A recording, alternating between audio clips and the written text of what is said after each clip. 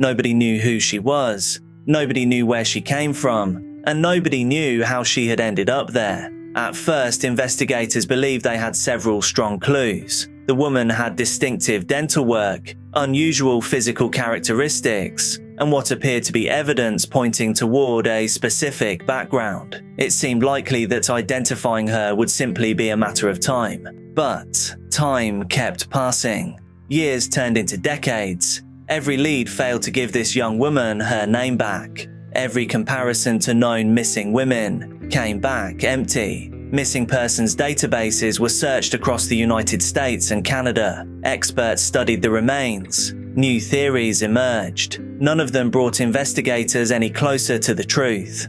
Decades would pass before a bombshell would drop. That would change everything.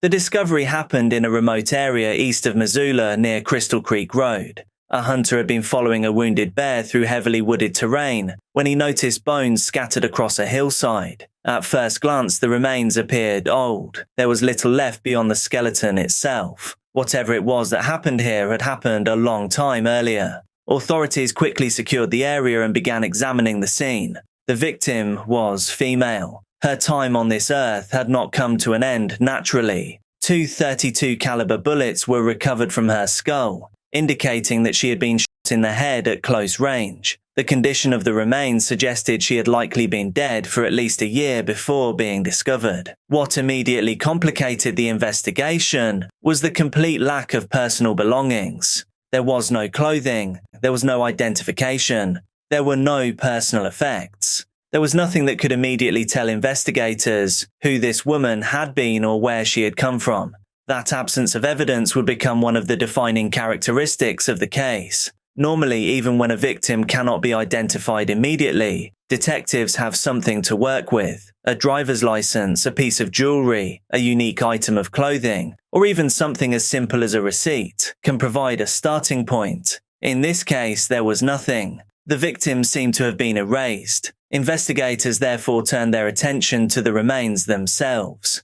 They began constructing a profile using the only evidence available to them. The woman appeared to be a young adult. She was small in stature, standing somewhere around 5 feet tall, and weighing approximately 100 pounds. Her hair was described as brown, thin, and naturally wavy. Some experts believed it may have been chemically treated during her life. Without a name, detectives assigned her a temporary one, Christy Crystal Creek. It was simply a practical label based on the location where she had been found. Nobody expected that name to remain attached to the case for more than 30 years. At that point, investigators still believed the mystery would eventually be solved through conventional forensic work. Unfortunately, the very evidence they relied upon would end up leading them in the wrong direction. The most important clues in the case came from the victim's teeth. The dental examination revealed something unusual. This woman had received extensive dental treatment during her life. She had numerous fillings, multiple dental procedures, evidence of oral surgery, and at least 2 root canals. One tooth appeared to have been extracted relatively shortly before her death. Among these findings was a screw-in dental post that attracted particular attention. To investigators in the mid-1980s, it appeared different from the types of dental work commonly seen in the United States. Some experts believed the procedure resembled techniques more often associated with parts of Asia. At roughly the same time, anthropological assessments of the skeletal remains suggested the possibility of Asian ancestry. Taken together, the findings appeared to reinforce one another. The victim was believed to be a young woman of Asian descent, possibly even Japanese ancestry. It seemed like a valuable lead. The problem was that the theory gradually evolved from a possibility into an assumption. As years passed, investigators increasingly searched for missing women who matched that profile. Additional observations appeared to add more detail to the picture. Staining on one side of the victim's teeth suggested she may have been a smoker. Examination of her skeletal structure also indicated that she may previously have carried a pregnancy and possibly given birth. Slowly, investigators began constructing a portrait of the unidentified woman. It seemed like enough information to eventually identify her, yet every attempt failed. Missing persons reports from across the United States were reviewed. Canadian databases were searched. Potential matches were investigated and eliminated. New leads appeared and disappeared. But nothing worked. The woman found near Crystal Creek remained anonymous. Looking back, the reason seems obvious. Investigators were searching for a woman who did not exist. Not because the victim was fictional, but because one of the central assumptions guiding the investigation was wrong.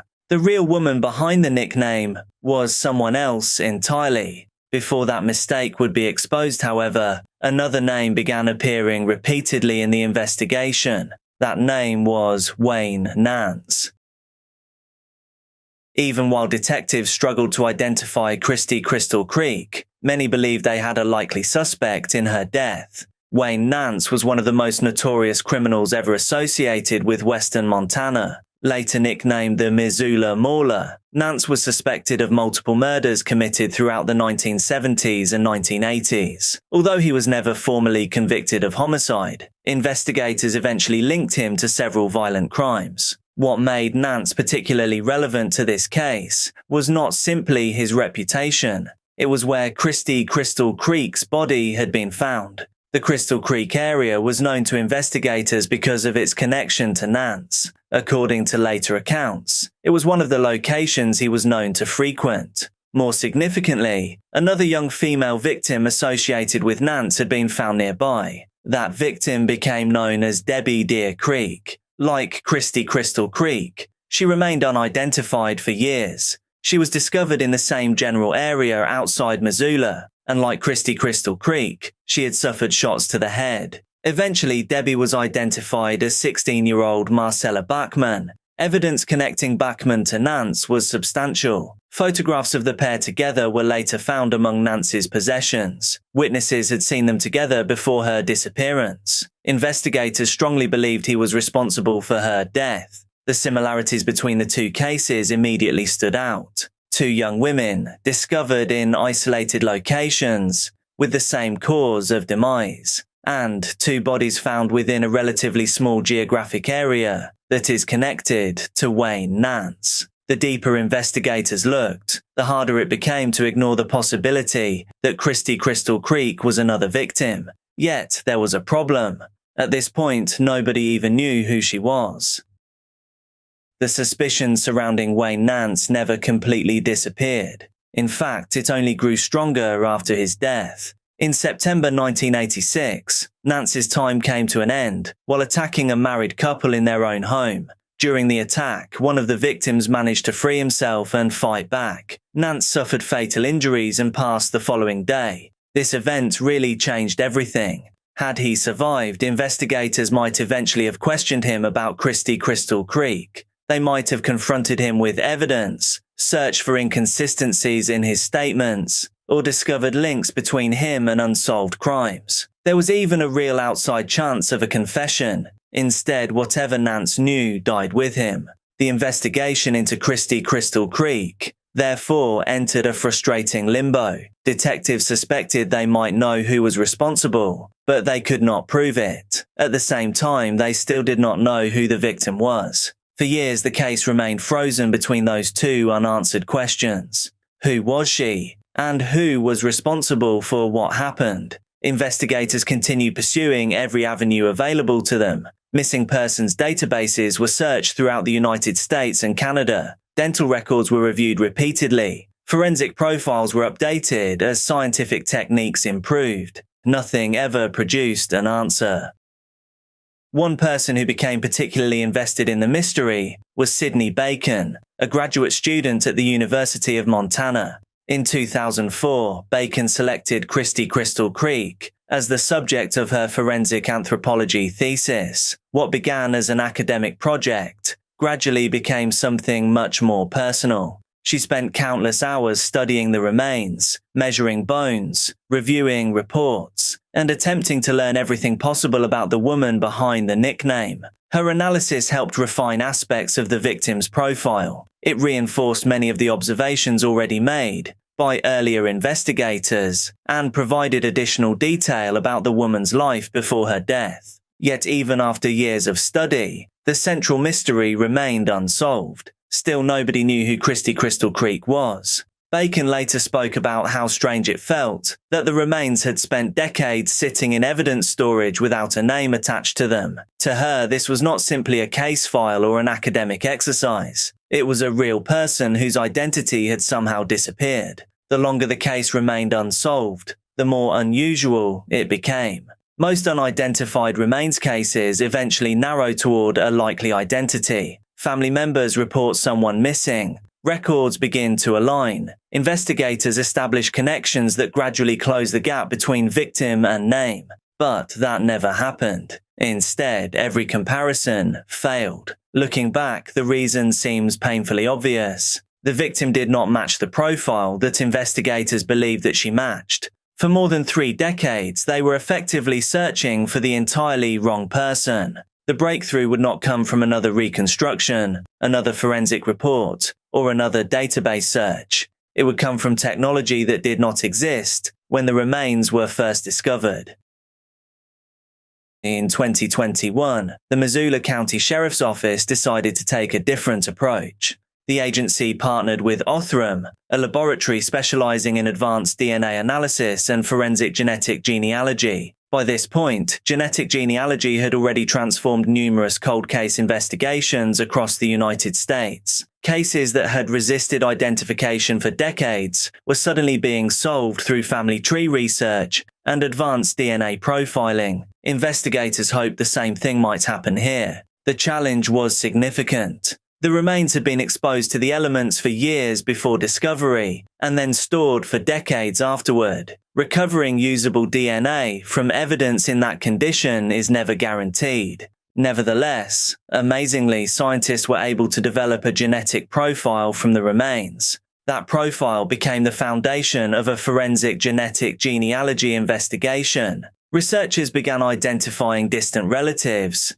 Family trees were constructed, branches were followed, connections were tested, and gradually a picture emerged. The trail eventually led investigators to a family in Spokane, Washington. Additional interviews followed, records were reviewed, DNA comparisons were conducted to confirm the findings. Then, after 36 years, the mystery was finally solved. Christy Crystal Creek finally had a real name. She was actually named Janet Lee Lucas. She was 23 years old when her time came to an end. She had grown up in California and Washington, and she had 7 siblings. And she had disappeared during the summer of 1983. The identification immediately revealed something remarkable. Janet was not of Asian ancestry, which means that one of the most influential assumptions in the entire investigation had been totally wrong. The unusual dental work and early anthropological assessments had unintentionally pointed investigators toward a demographic profile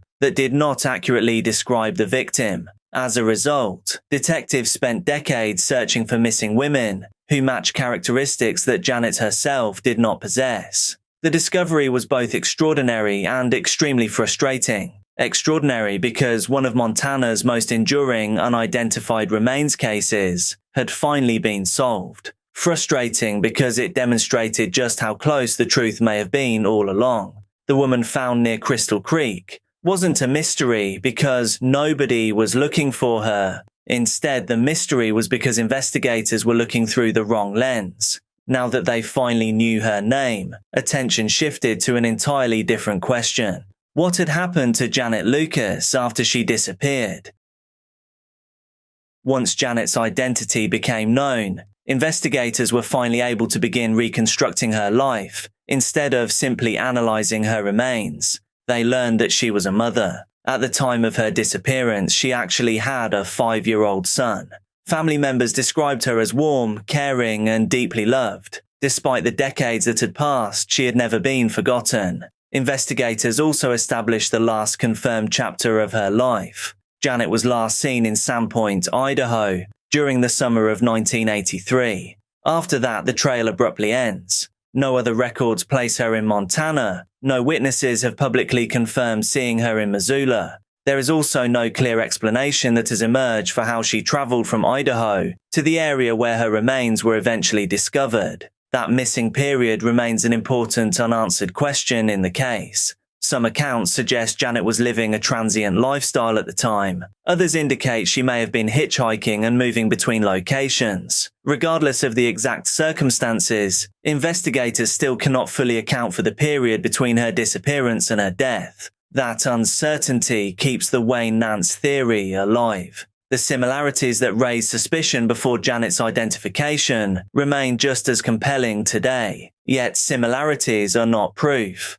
More than 40 years after Janet was last seen alive, investigators have not publicly established definitive evidence linking Nance to her death. As a result, the homicide remains officially unsolved. For Janet's family, however, the identification still represented something profoundly important. For decades, they lived without knowing where she was. Her son spent much of his adult life searching for answers. Family members continued hoping that one day they would learn what had happened. In 2021, they finally received part of that answer. Janet was no longer a Jane Doe.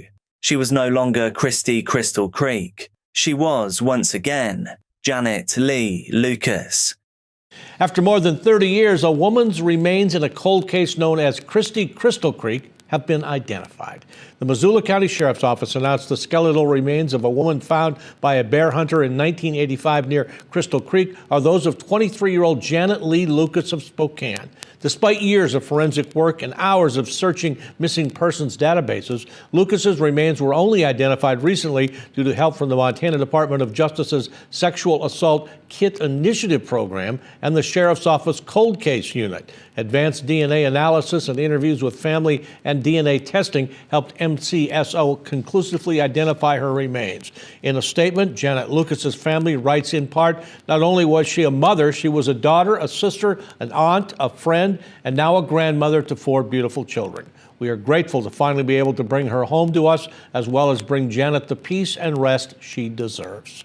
The Missoula County Sheriff's Office says their focus is now changing from who is Christy Crystal Creek to what happened to Janet Lucas. The cold case unit is reviewing evidence and reports from the Wayne Nance case file to identify any possible link between Nance and Lucas. Nance was a suspect in several murders during that time before he was killed while reportedly breaking into a home in 1986. It's been determined Lucas was last seen in Sandpoint, Idaho in the summer of 1983. And if you have any information regarding this case, you're asked to contact the Sheriff's Office. This case began with a hunter discovering human remains on a hillside outside Missoula. For 36 years, investigators attempted to identify the victim using every traditional method available to them. They studied her bones, analyzed her dental work, created reconstructions, reviewed missing persons reports, and followed countless leads. None of it worked. The breakthrough came only when DNA technology exposed a mistake that had quietly influenced the investigation from the beginning. Investigators believed they knew what kind of woman they were looking for. They didn't. Once that assumption was removed, Christy Crystal Creek finally became Janet Lee Lucas, a daughter, a sister, a mother, a woman whose family never stopped searching for her. Today, her identity is no longer a mystery. The mystery is what happened after she disappeared from Idaho in 1983. Whether Wayne Nance was responsible or whether someone else ended Janet's time on this earth remains unknown. What is known is that after 36 years of anonymity, Janet Lucas finally got her name back. The search for justice is still ongoing. Thank you so much for watching. I'm uploading daily true crime and dark content here on this channel. So make sure that you're subscribed, hit like on the video, and also drop a comment so you get shown more of my stuff. Please do be careful out there, and I'll see you tomorrow.